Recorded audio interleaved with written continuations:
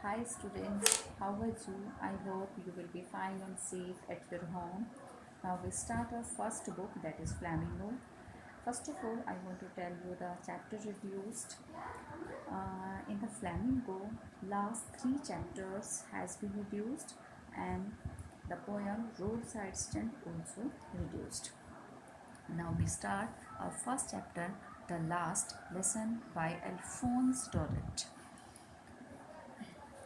I started for school very late morning and was in great dread of a scolding, especially because M. Hamel had said that he would question us on participles and I did not know the first word about them. I hear little French, the narrator. तो narrator कहता है I started for school very late कि उस दिन वो school के लिए बहुत लेट चला था, सुबह सुबह का टाइम था और उसको बहुत डर लग रहा था। He was afraid of a scolding, scolding means डांटना, कि डांट के डर से वो बहुत ज़्यादा ड्रेड था, मीन्स बहुत ज़्यादा डरा हुआ था। स्पेशली किससे? मिस्टर एम हेमल से। उन्होंने कहा था that he would question us on participles, कि वो बच्चों से पार्टिसिपल्स पर क्वेश्चंस पूछेंगे। And I did not know the first word about them and the narrator did not know about a single word on participles. For a moment, I thought of running away and spending the day out of doors. For a moment, एक पल के लिए I thought of running away, उसने सोचा कि वो वहाँ से कहीं दूर चला जाए, and spending the day out of doors, और घर से बाहर रहकर कहीं अपना दिन व्यतीत करे, स्पेंड करे। इट वॉज सो वार्म, लेकिन बहुत गर्मी थी। सो ब्राइट, बहुत धूप बहुत तेज़ थी।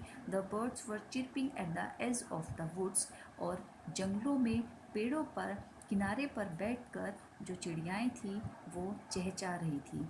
And in the open field back of the saw mill the Persian soldiers were drilling, और खुले मैदानों में सॉ मिल के पीछे जो पर्शियन सोल्जर्स थे, जो सिपाही थे, वो ड्रिलिंग कर रहे थे।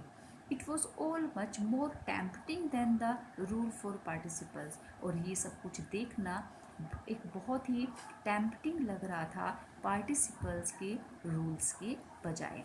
But I had the strength to resist and hurried off to school, लेकिन ये जो सारी इच्छाएं थी, इन सारी इच्छाओं का उसको विरोध करना पड़ा, उनको रेसिस्ट करना पड़ा, उनको दबाना पड़ा, और वो हरिड ऑफ, बहुत जल्दी से स्कूल की तरफ चल दिया। When I passed the town hall, there was a crowd in front of the bulletin board. जब वो टाउन हॉल के सामने से निकल रहा था तो वहाँ पर बुलेटिन बोर्ड मीन्स वहाँ पर एक नोटिस बोर्ड लगा होता था।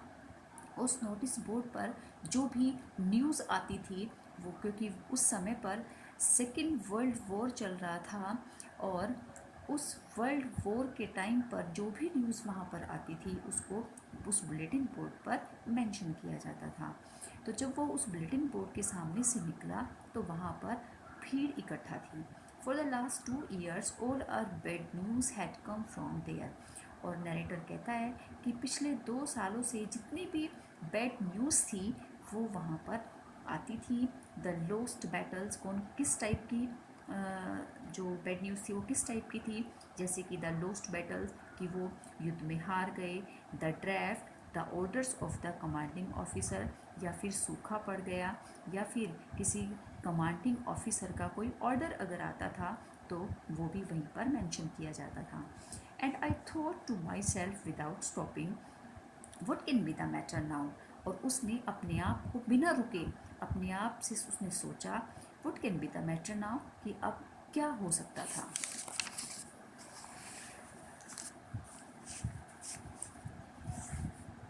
Then, as I hurried by as fast as I could go to the blacksmith washer who was there with his apprentice reading the bulletin, called after me, "Don't go so fast, Pup. You will get to your school in plenty of time." जब वो बहुत तेज़ी से, बहुत जल्दी से जा रहा था, तो जब वो उस ब्लैक स्मिथ के पास से निकला, जो कि अपने अप्रेंटिस के साथ, अप्रेंटिस में जो उसके सहायक थे, जो हेल्पर्स थे, उनके साथ जब वो उनके सामने से जब वो निकला तो रीडिंग द बुलेटिन, उस समय वो न्यूज़ पढ़ रहा था, उसने लिटिल फ्रांच को आवाज़ लगाई, don't go so fast bug, कि इतनी तेज़ी से मत जाओ। You will get to your school in plenty of time, कि तुम्हारे पास बहुत टाइम है, तुम आराम से स्कूल पहुंच सकते हो। I thought he was making fun of me, तो नरेटर को लगा कि शायद वो उसका मजाक उड़ा था, because he thought he was saying like that, कि वो उस पर कोई टॉन्ट कस रहा था। And reach M Hummel's little garden all out of breath, out of breath means हाफते हुए वो एम हेमल के उस छोटे से गार्डन के पीछे पहुंच गया। Usually, when school began, there was a great bustle which could be heard out in the street. The opening and closing of desks, lessons repeated in unison, very loud, with our hands over our ears to understand better, and the teacher's great ruler rapping on the table. Usually means almost, mostly. When school began, जब school शुरू होता था, there was a great बसल, तो बहुत ज़्यादा शोर शराबा होता था। जैसे स्कूल स्टार्ट होता है तो स्कूल में बहुत सारी आवाज़ें आती हैं, बच्चों के बोलने की आवाज़ आती है, या किसी टीचर के बोलने की आवाज़ आती है, जो टीचर का रूलर होता है उसकी आवाज़ आती है। तो इस तरह से बहुत सारी आवाज़ें आ रही होती हैं जब कभी स्कूल स्टार्ट होता है। Which could be heard out in the street, और वो जो शोर होता है वो गली में भी सुना जा सकता है। The opening and closing of desk, तो यहाँ पर मेंशन किया है कि किस टाइप का शोर था। डेस्क का ओपन एंड क्लोज करने का। Lessons repeated in unison, unison means एक समान सुर में, कि चैप्टर्स को एक साथ एक लय में सुनाने का शोर। वेरी लाउड, बहुत ज़ोर से। With our hands over our ears to understand better, और समझने के लिए, अच्छे से समझने के लिए अपने हाथों को कानों पर रखना पड़ता। And the teacher's great ruler rapping on the table, और टीचर का के पास जो रूलर होता था, रूलर मीन्स, रूलर से क्या मतलब समझे, जिससे टीचर बच्चों की पिटाई करते हैं। रैपिंग ऑन द टेबल, वो टेबल पर रैपिंग करता था, मीन बार बार ऐसे बजता रहता था। But now it was all so still, लेकिन अब सब कुछ बिल्कुल शांत था। I had counted on the promotion to get to my desk without being seen, तो नैरेटर कहता है कि जब सब कुछ शांत था तो नैरेटर को हैड काउंटेड ऑन मीन्स एक किसी चीज़ के हेल्प की, किसी चीज़ के सहारे की उसको एक उम्मीद थी। The permission to get to my desk without being seen, ताकि वो बिना किसी की नज़रों में आए, बिना किसी को दिखे, वो अपने डेस्क पर पहुंच सके। बट लेकिन of course that day everything had to be as quiet as Sunday morning, लेकिन उस दिन सब कुछ इतना क्वाइट था, इतना काम था, इतना शांत था जैसे कि संडे मॉर्निंग हो।